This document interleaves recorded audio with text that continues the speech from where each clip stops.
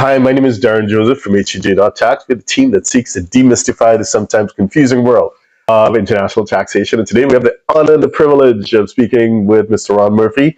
Ron, would you like to introduce yourself, please? So my name is Ron Murphy. As you might tell from my accent, I'm actually Irish. I come from a private banking background in Ireland, and I've been working with the expat community here since 2012. I'm a financial planning manager with Accompagnement Solution.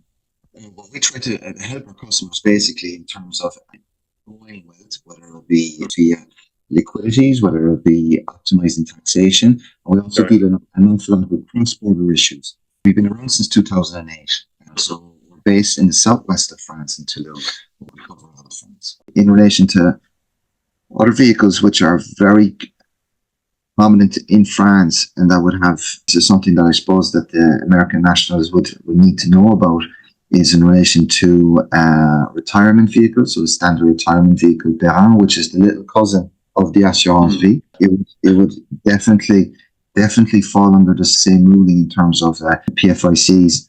Sorry, for those who are not familiar, PEA stands for? Now, due to the last change. So the recent changes. Okay. So basically, there used to be lots of different retirement vehicles in France with all their own rulings. Still a lot of retirement vehicles, but basically, President Macron, what they've looked to do is to have the same ruling on the retirement vehicles, so it just becomes a little bit more simplified.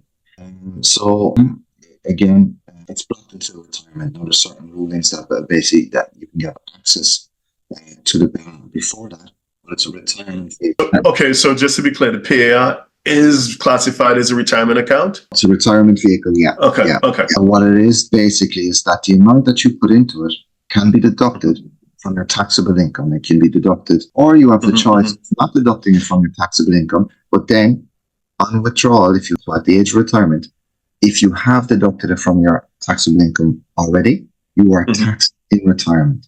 If you haven't deducted it at the time of entry into the PEA, you are not taxed at retirement on the amount that you withdraw from the PEA.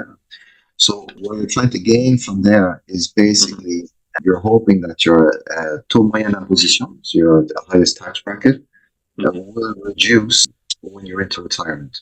So if you're at 41% during your working life, and that you're making payments in and you're deducting, basically, you're getting a 41% tax advantage on the amount that you're putting into the PEA. You're hoping that you're in retirement, that you'll go on to the next tax bracket of 30%, that you would have that 11% gain there. There's growth involved as well because the funds are working for you. Again, this to me falls underneath the PFIC. I would definitely agree with that. So the first off, of course, is that if you get the option where it reduces your taxable income in France, equivalent tax benefit won't be allowed in the US. So it's not going to be tax deductible from a US perspective. That's the first thing. And then growth in the fund will be taxable on an annual basis. So you're not going to get that tax deferred benefit from a US point of view, and therefore under the PFIC regime it'll need to be picked up. In addition to which, just like the assurance fee and other similar products, it may be reportable on the FBARs or the FinCEN 114s. Probably not in 8938s because you're going to declare them as PFICs on the 8621s. But again, it's a product that is super attractive from a French point of view, but not so attractive from a US point of view. So speak to your investment advisor, run the numbers and see if it works for whoever.